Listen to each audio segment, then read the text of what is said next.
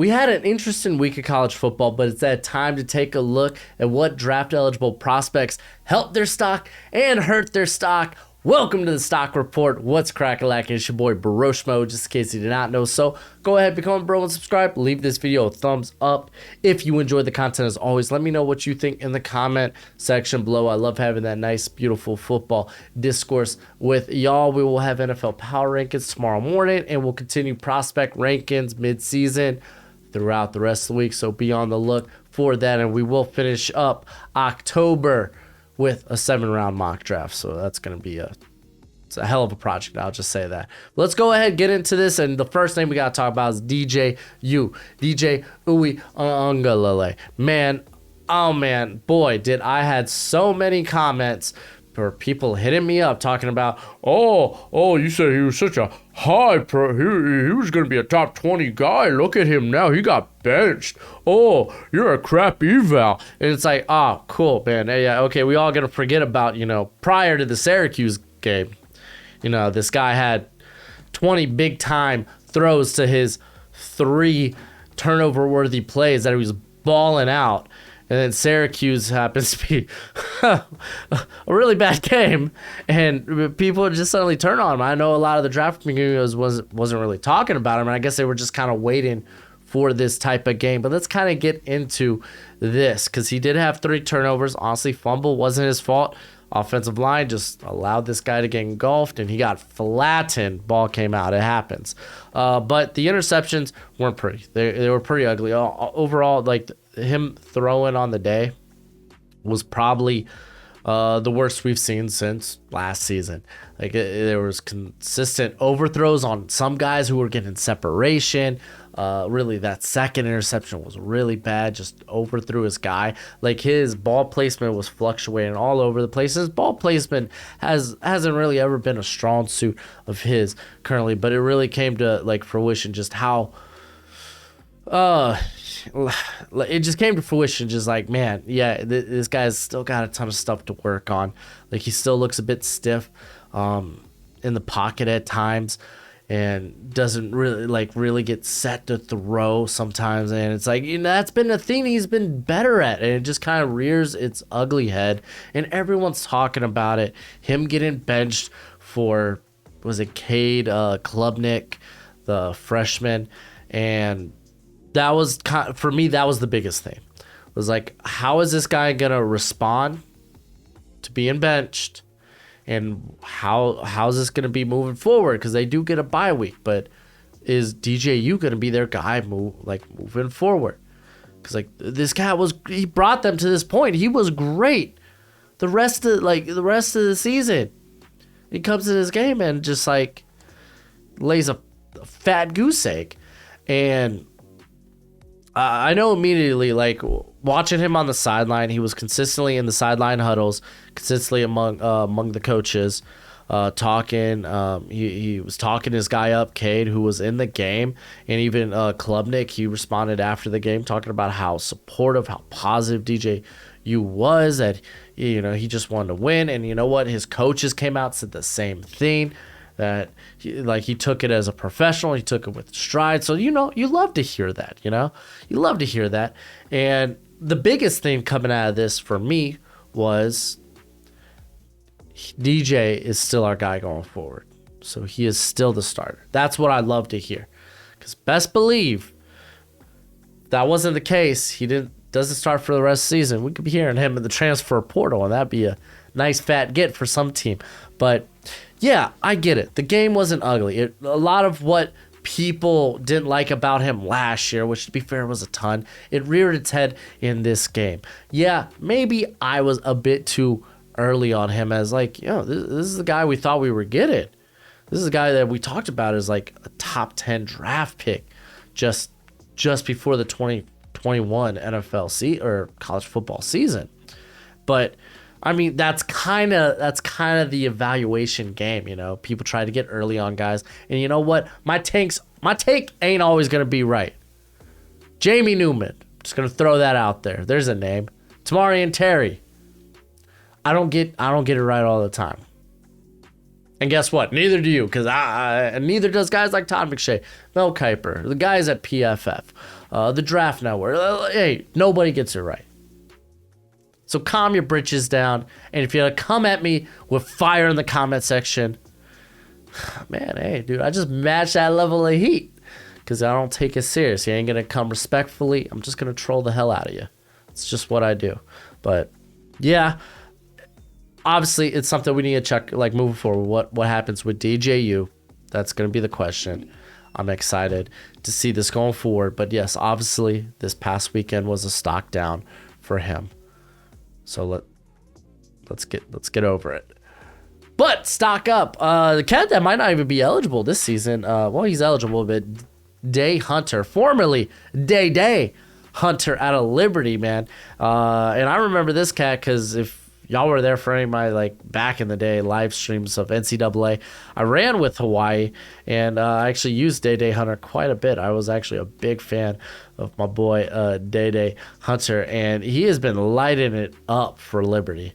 He really, really has. He has been great, but he is only a junior. He's eligible to wait till next year to come out. Let's actually talk a little bit about his background here, because like right now, like I kind of want to, like, since I'm doing the prospect rankings, I'm telling you all about who I like, who I think's going high. I want to talk about some guys I really like that are potentially late day 3 prospects, and Hunter's kind of one of them.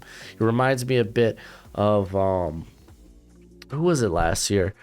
I guess kind of like a TJ Pledger. And who was the Fresno State? Ronnie Rivers just doesn't have like Ronnie Rivers was different. Like, he was small, but he was like stupid good athlete. But like Hunter, like, dude, this cat, he's a patient runner. But once he finds the hole, he hits the hole hard and with a lot of speed. And this guy's constantly moving piles despite his size, because it's not great size. Like, this guy's built like, what was it? What was that cat's name from UCLA? Demetric Felton? He's built kind of like that. But this dude hits it fast. He can make guys miss out in space. That was on display against BYU. He was a former 3-star recruit in the 2020 class. First name is Davion, but chose to go by Day in high school and then Day at Hawaii.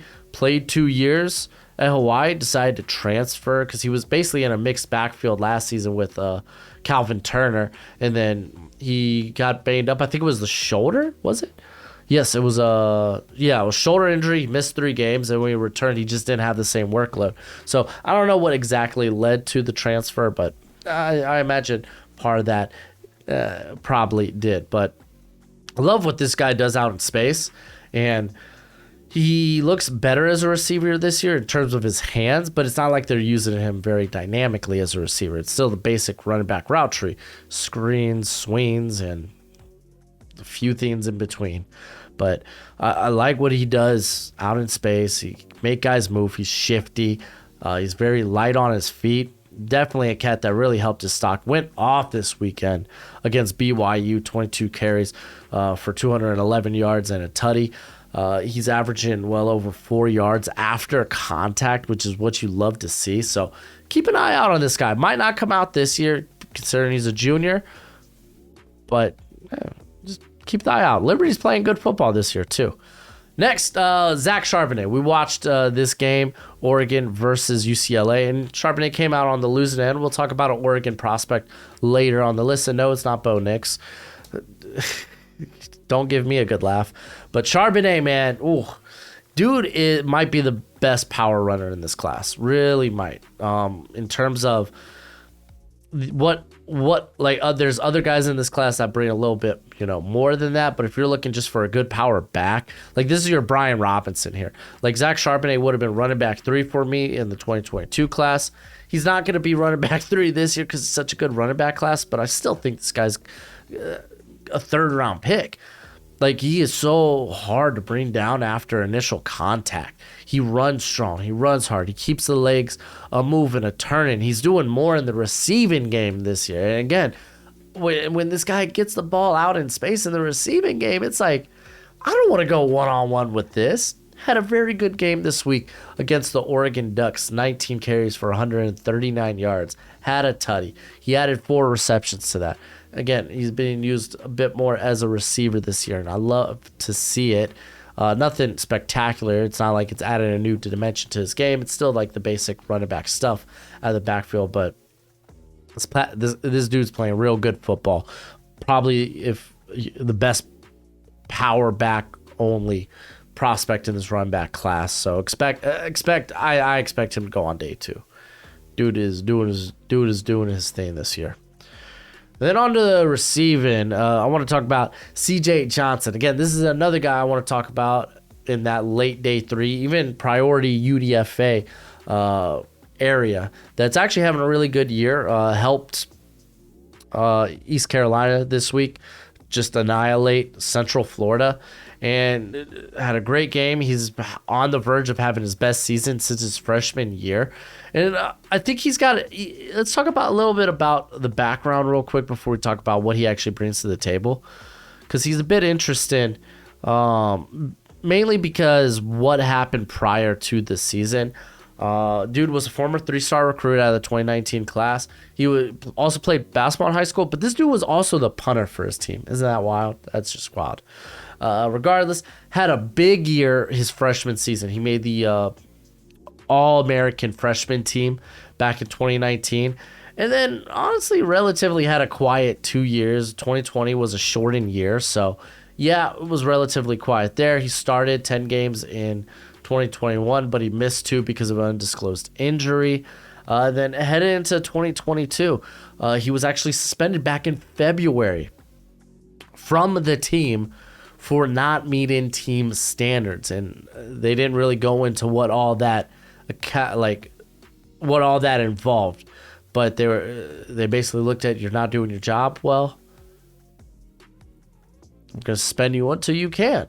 And right before the season, like, this guy worked his way back. Like, he wasn't allowed to practice over the spring or the summer with his team.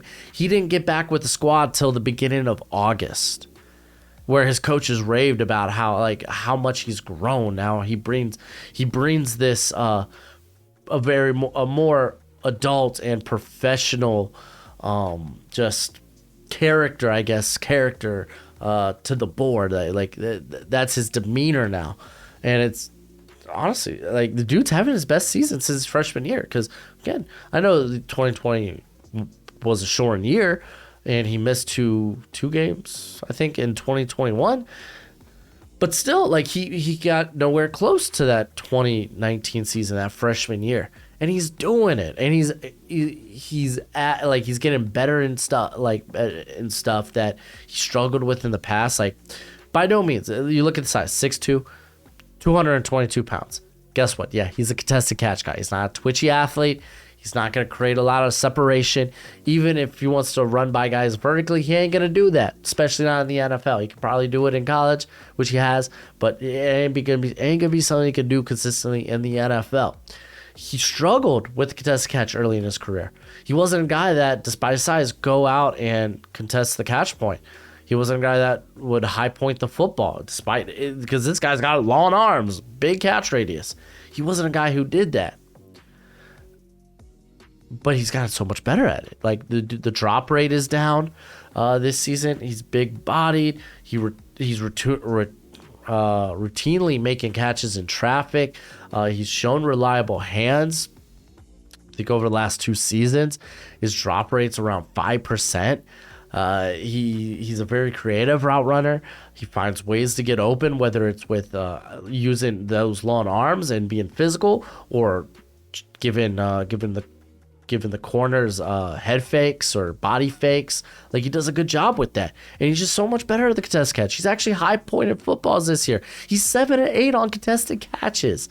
He's shown strong hands. Like, and this guy, he's straight up, he's tough to bring down after the catch. You look at that size, and it's like, well, no crap. So it's like, yeah, this is a cat that doesn't bring a high end skill set, like high-end athleticism. Doesn't bring that to the table. He's big-bodied, though.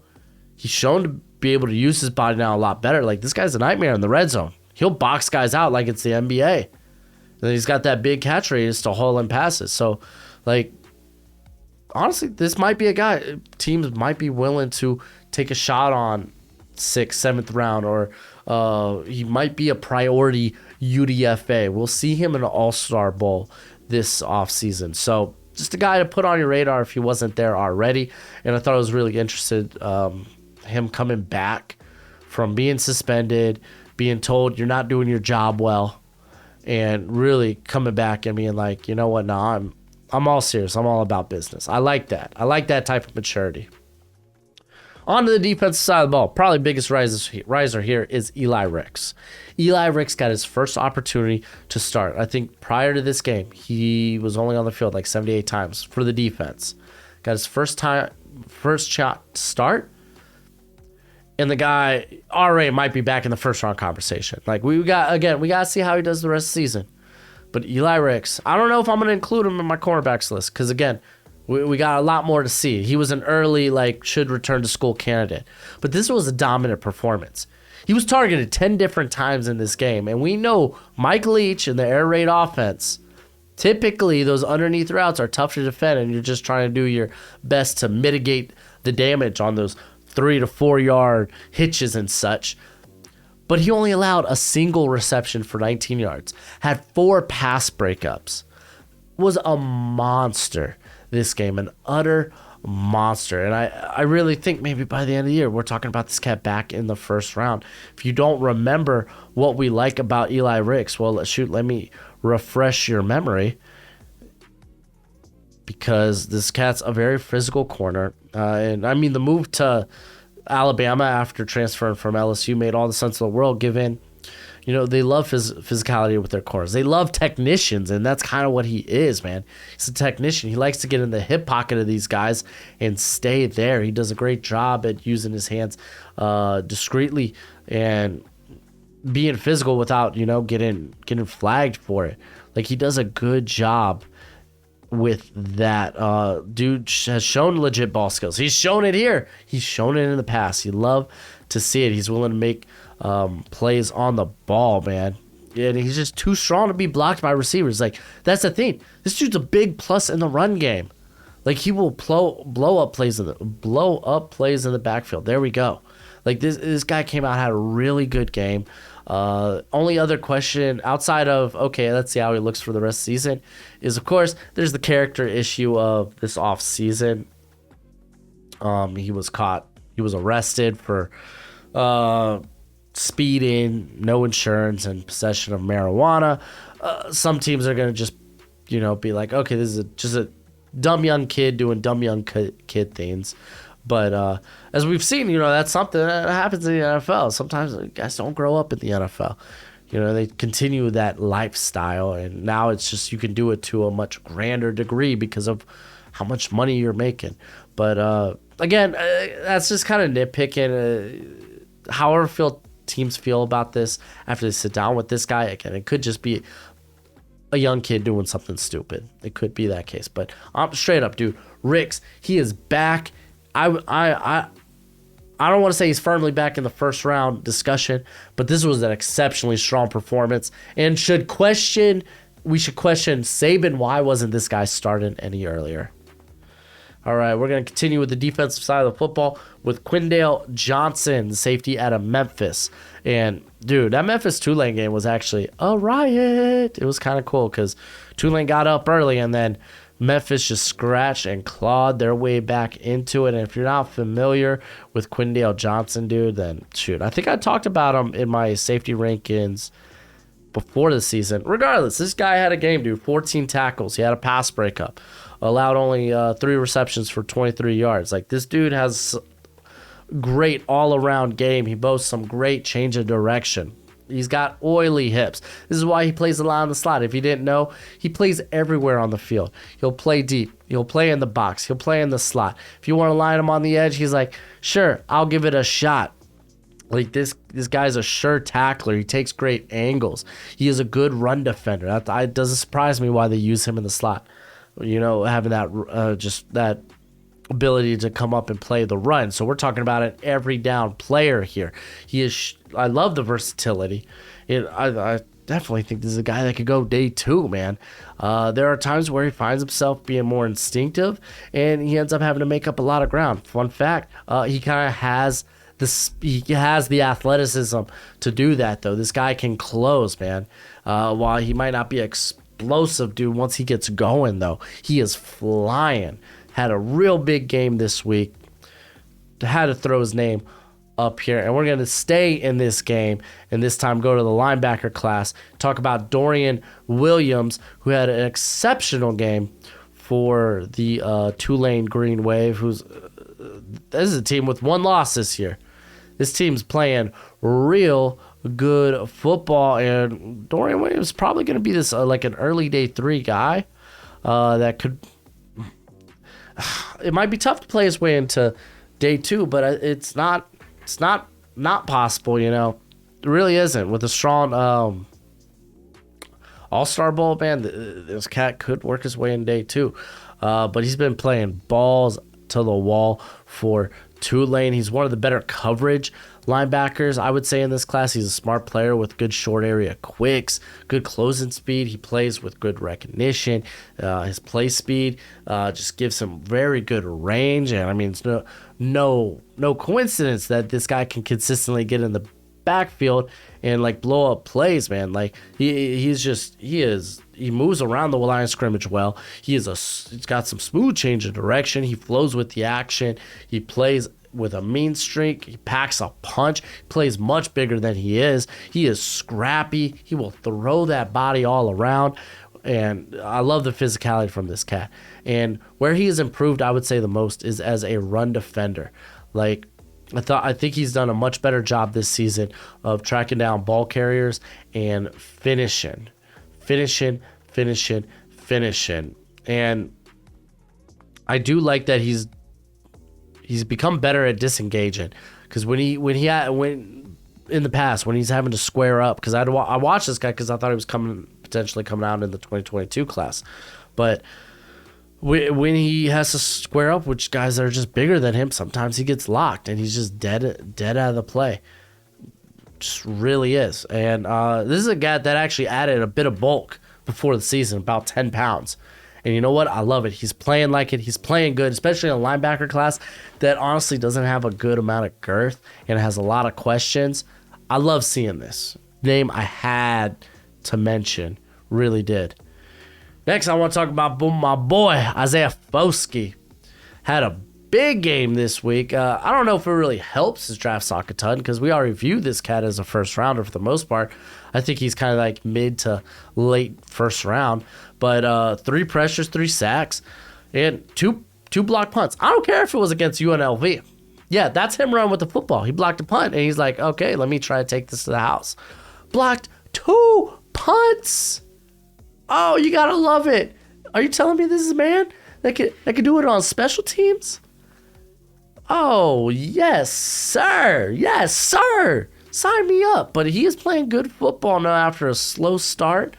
I don't know if he works his way into like that top 15 talk, but this is a guy with, honestly, a high ceiling. You look at that length, you look at how he plays the run, and you look at his explosiveness, and he's like, yeah, this is a guy that could definitely win at the next level if he polishes up as a pass rusher. If he works with stronger arms, especially with his bull rush, keeping those arms locked and not bringing guys into him. If you just learn to be a better technician as a pass rusher, like, yeah, you're working with a guy that's still a bit raw in that regard. And I wouldn't say we're necessarily seeing the jump from last year. I would say he does look a bit better than he did last year, but I don't think it's so dramatic that it's going to, again, put him in this top 10, top 15 variety. But you're looking at this cat around pick 20, and you're like, we could work with this, because this is a guy with at least a very high ceiling that we know is at least going to be one hell of a football player that could do it on multiple levels of the game. So, Foskey, I think this is his second time being on Stock Up. So, shoot, I do like me Foskey. I remember going into this summer's deep dive, I didn't think I was going to like him nearly as much, because I didn't really love him when I thought he might come out for the 2022 class. But, like, man, I felt really good about him coming into the year. Though I was like, man, this guy can develop, though. But, yeah, good game. Someone you may have not heard about, KJ Henry. If you haven't, then this guy's been like the best defensive lineman for Clemson, man. Just lining up 6 pressures this past week against Syracuse. Had a sack. He has 35 pressures on the year. His win rate currently is ridiculous. It really is. And I know he's playing around a lot of talent. Brian Brazee. You got Miles Murphy. You got Tyler Davis there. Xavier Thomas. He is literally playing around a lot of talent. But you know what? Things are clicking for him, and he has been darn near unfreaking stoppable for Clemson. So let's get a bit into like background, because this is a guy that really didn't emerge until this season, really. Where do I have him here? Here we go. But he was a former 5-star recruit. So this is a guy that comes in with a big pedigree and a lot of expectations. In high school, he also played basketball, where he averaged 16 points and 7 rebounds his junior year. So good for you, or good for him. He actually finished his career with a hell lot of points, over 1,100 in basketball. So, man, I wonder if he was sought out as a basketball prospect. That'd be interesting. As a freshman, he redshirted, but he did see a substantial rotation role in 2019, where he had 350 snaps. In 2020, he played in 12 games while making 6 starts. Again, really nothing to speak of. Like, things hadn't really been clicking in his career. If you go and look at what he's done up until this season, really hasn't been much, or at least by comparison. Like in terms of like, oh, he's productive. This guy's probably like a mid-round pick, but like, this year, again, the jump, things are just clicking with him, and I love it. Like, get McDonald's in here. I'm loving it, dude, because this guy's got a powerful frame, plays like a much heavier man. He combines that with strength, quicks. He's got violent hands, a violent play style. He's been a top-notch run defender. Like, blockers just have a hard time keeping him engaged, and he does a great job of tracking the ball while it's in the backfield. He hits ball carriers with heavy hands, and he can bring them down. He can bring ball carriers down with just a finger, like legit. Like, he's got a very versatile skill set as well. And I wouldn't say he has like the high end bendiness of, like, we're not talking about a first round guy here. Straight up, he doesn't have that type of explosiveness. He doesn't have that type of bendiness. That's just not it. But this guy wins with power, pursuit, and relentlessness. You love it, man. Like, I think he's a guy that can be an early down run defender with a bit of a pass rush upside based on this season. And I think we're talking about this guy. Like, I don't know if he sneaks into day 2, but we're talking about this guy at the very least as an early day 3 prospect. He's had a hell of a season. Then I think this is the final guy on my list. It's Brandon Dorlus out of Oregon. I told you I had one more Oregon prospect on this, or I had an Oregon prospect on this list, and I bet y'all were waiting. Y'all were just sitting there waiting, like, where is he? Did he just forget? I didn't forget. Guy had an outstanding game against UCLA. 5 pressures. If we're talking about relentlessness, this is a guy that plays with a big motor. Technically kind of undersized. Not really if you're looking at him as like a 3-tech penetrator. At 6'3", 290. But again, this is a guy that's been working up weight for a while. Mucho gracias, my wifey. Thank you. I appreciate it. Let's go, Gojo. I don't know. I'm getting fed. Late night snack, dude. I work hard. I appreciate my wife so much. But let's talk about Brandon Dorlus. This is a guy that has been putting on weight, if you didn't know. I think last year he was playing at 280. He's played at lighter than that during his career. Like, the dude's just been consistently adding weight, and that's been my biggest thing, just adding mass, because it's not like he's he's not a twitchy guy. He's not an explosive guy. He doesn't have too many pass rush tools in his toolbox, but he plays with a hot motor. He plays with good play strength. He plays with a lot of urgency. He plays with a lot of hustle. He may not be the first guy to the party when it comes to being a pass rusher, but he grinds that out and he makes sure he can get there. In the run game, he's been phenomenal, dude. This dude stacks and sheds easy. He tears down ball carriers, man. And I really feel like you're just scratching the surface with Dorlus here, who can become more of a complete player when you add more things to his toolbox. So had an unbelievable game against UCLA. Had to give this guy a shout out, especially since he didn't make my top 10 defensive interior players. But to be fair, this is a very good class. I didn't have guys like Tyler Davis on there, who's having a hell of a year, or Colby Wooden from Auburn. He didn't make that list. This is a very good defensive interior class. But that's it for the video. Let me know what you think. Let me know what guys maybe I didn't highlight in this video. We could talk about it in the comment section below. But till next time, you be easy, my friends. Later.